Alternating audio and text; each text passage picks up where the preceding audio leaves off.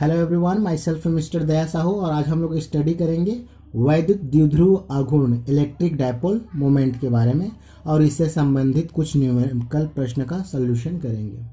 चलिए, वैद्युत द्विध्रुव के किसी एक आवेश, ये वैद्युत द्विध्रुव है जिस पर दो ध्रुव स्थित है, धनावेश और ऋण आवेश। तो द्विध्रुव के किसी एक आवेश, मान लेते हैं ये Q, और द्विध्रुव यहाँ से लेकर यहाँ तक, इसको क्या बोलते हैं, द्विध्रुव। इसकी लंबाई के गुणनफल को ही वैद्युत द्विध्रुव आघूर्ण कहते हैं। चित्र से भी स्पष्ट है, वैद्युत द्विध्रुव आघूर्ण बराबर P = Q × 2L हो जाएगा। सदिश रूप में इसमें vector P = 2QL P cap हो जाएगा, क्योंकि हमें मालूम है एकांक वेक्टर = वेक्टर P का मॉडुलस ये होता है। इसलिए इसका अगर सदिश रूप में लिखें तो तिर्यक गुणा करने पर vector P = P cap vector P प्राप्त हो जाएगा। ये राशि, ये सदिश राशि है। इसकी दिशा ऋणावेश से धनावेश की ओर होती है। मात्रक कूलाम मीटर है और विमीय सूत्र है m0LTA। चलिए, क्वेश्चन पहला करते हैं। मोस्ट IMP क्वेश्चन है, परीक्षा के दृष्टिकोण से बहुत ही महत्वपूर्ण है। कंपटीशन एग्जाम में भी बहुत बार इसको पूछा जाता है। एक इलेक्ट्रॉन और एक प्रोटॉन एक दूसरे से 1 एंगस्ट्रॉम की दूरी पर है। इस वैद्युत द्विध्रुव का द्विध्रुव आघूर्ण कितना होगा? दूरी दिया है, इलेक्ट्रॉन और प्रोटॉन दो ध्रुव दिया है जिस पर इलेक्ट्रॉन या प्रोटॉन पर स्थित आवेश हमने ज्ञात है। चलिए सॉल्यूशन करते हैं। बहुत ही सरल है, मजा आएगा। प्रोटॉन या इलेक्ट्रॉन पर आवेश Q = 1.6 × 10⁻19 कूलाम होता है तथा 2L = 1 एंगस्ट्रॉम दिया है और 1 एंगस्ट्रॉम बराबर 10⁻10 मीटर होता है। इन मानों को सूत्र में रखेंगे।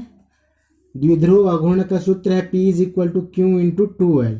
Q का मान है हमारे पास 1.6 × 10⁻19 और 2L का मान है 1 × 10⁻10। तो 10⁻19 और 10⁻10 आधार समान है, घात जुड़ जाएगा, 10⁻29 हो जाएगा। 1.6 का गुणा 1 के साथ करेंगे तो 1.6। ये हमारा आंसर प्राप्त हुआ। है ना सरल, है ना मजेदार। चलिए क्वेश्चन 2 देखते हैं। 5 माइक्रोकूलाम और -5 माइक्रोकूलाम के दो आवेशों को जो एक दूसरे से 1 मिलीमीटर की दूरी पर स्थित है, द्विध्रुव आघूर्ण की गणना कीजिए। चलिए, दिया गया है Q = 5 माइक्रोकूलाम। तो माइक्रो का मान जो होता है 10⁻6 होता है, तो 5 × 10⁻6 कूलाम हो जाएगा। तथा बीच की जो दूरी दी है, द्विध्रुव दूरी 2L = 1 mm। 1 mm बराबर क्या होता है हमारा 10⁻3 मीटर होता है। दोनों मान हमारे पास है। इन मानों को द्विध्रुव आघूर्ण की सूत्र P = Q × 2L में सब्स्टिट्यूट करेंगे। 5 × 10⁻6 × 1 × 10⁻3।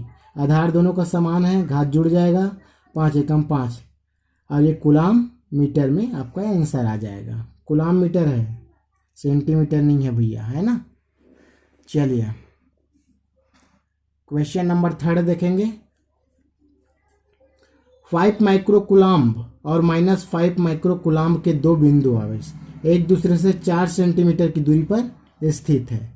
इस द्विध्रुव के मध्य बिंदु से 4 सेंटीमीटर की दूरी पर अक्षीय स्थिति, ये माइंड में रखना, अक्षीय स्थिति में विद्युत क्षेत्र के परिणाम की गणना कीजिए, परिणाम ज्ञात कीजिए। चलिए देखते हैं।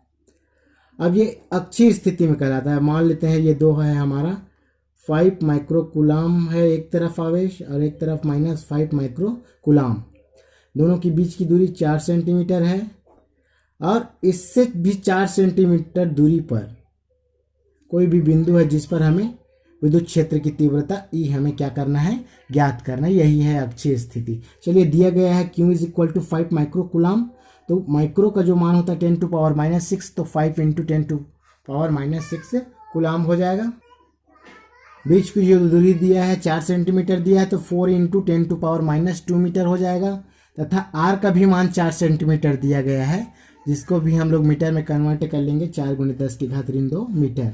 अब वैद्युत द्विध्रुव आघूर्ण का सूत्र लगाएंगे, P = Q × 2L हो जाएगा।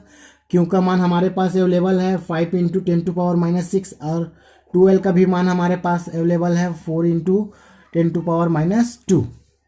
चलिए 5 चौक 20 हो जाएगा और आधार समान है तो घात जुड़ जाएगा और ये कूलाम मीटर प्राप्त हो जाएगा। अब चूंकि अक्षीय स्थिति में करके बोला गया है, अक्षीय स्थिति में, तो अक्षीय स्थिति में बताया जो अक्ष पर स्थित है उस बिंदु पर हमें विद्युत क्षेत्र की तीव्रता का परिमाण ज्ञात करना है। तो E = होता है 1/4πε0 इंटू 2πr/r² - L² का होल स्क्वायर होता है। चलिए सब चीज़ का वैल्यू हमारे पास है। इसका वैल्यू 9 × 10⁹ होता है और 2 है तो गुणा में 2। पी का मान हमारे पास 20 × 10⁻8 और आर का वैल्यू है 4 × 10⁻2। आर का वैल्यू 4 × 10⁻2 का वर्ग ऋण बीच में फार्मूला का है। एल का मान जो हमारे पास है 2 × 10⁻2 क्यों होगा, क्योंकि 2L का मान है हमारे पास 2L का मान है 4 × 10⁻2, तो 1L का मान क्या हो जाएगा 10⁻2, 2 × 10⁻2, तो यहीं से आया है मान। चलिए अब इसको सरल करते हैं, तो जितना भी 10 के घात में है इसको पहले एक साथ ले लो, तो 10�9 धन में है और ये 10⁻10 ऋण में, तो 10⁻1 बचेगा। 20 चौक 80 और 9 दूनी 18, 80 × 18 करेंगे 1440 मिलेगा और 10⁻1 ऊपर में है। अब इसमें जो दोनों में कॉमन है 10⁻4 इसको बाहर निकालेंगे और इसका पूर्ण वर्ग करेंगे तो 10⁻8 हो जाएगा और 16 में से 4 गया तो 12 बचेगा और 12 का वर्ग होता है 144 और 10⁻8 को ऊपर ले जाएंगे तो धन 8 हो जाएगा ये, इसलिए 1440/144 होता है। 12 का वर्ग कट जाएगा 10 बार में और गुणित 10⁻7 तो 10 बचा, 10⁻8 मिला। ये है हमारा 10⁻8 मिला। देखिए फाइनली हमें विद्युत क्षेत्र की तीव्रता 10⁻8 न्यूटन प्रति कूलाम्ब प्राप्त हुआ। चलिए क्वेश्चन 4 देखते हैं, मोस्ट IMP है। एक माइक्रो कूलाम्ब और ऋण 1 माइक्रो कूलाम्ब के दो बिंदु आवेश एक दूसरे से 10 सेंटीमीटर की दूरी पर स्थित है। द्विध्रुव के मध्य के बीच की दूरी 12 सेंटीमीटर की दूरी पर निरक्षीय स्थिति में विद्युत क्षेत्र के परिणाम की गणना कीजिए। यह है निरक्षीय स्थिति किसी भी अक्ष पर, तो ये बीच की दूरी है 10 सेंटीमीटर और इधर 12 सेंटीमीटर।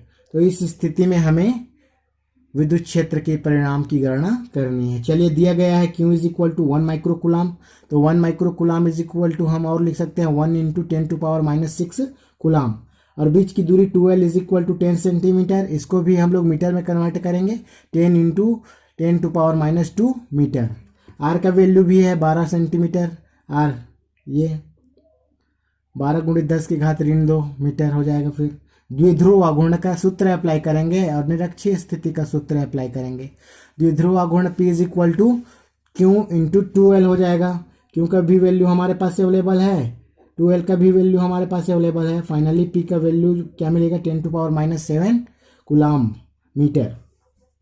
अब निरक्षीय स्थिति के लिए सूत्र देखिए, ये बहुत जरूरी है याद रखना।